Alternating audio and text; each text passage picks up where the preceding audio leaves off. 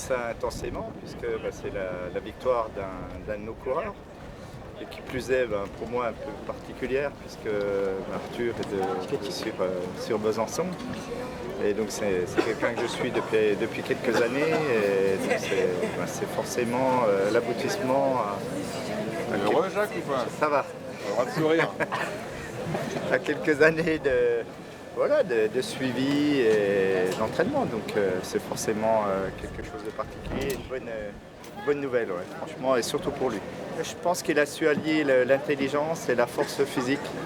Parce que bon, on sait tous qu'il est très très fort. Il a des tests qui prouvent qu'il a une bonne condition physique, il a les watts comme on dit.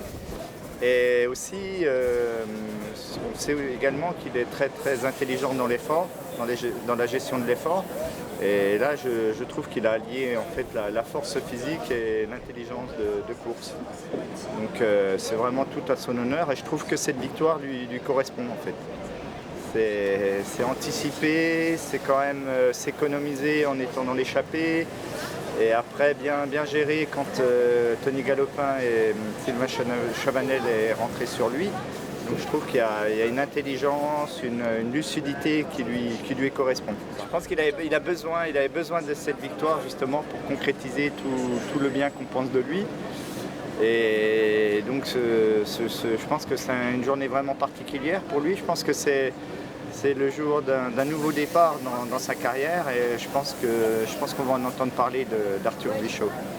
Parce qu'il a des qualités physiques et mentales pour réussir à marquer son empreinte dans le monde du vélo, dans le monde du cyclisme professionnel. Et donc je pense que c'est le départ aujourd'hui.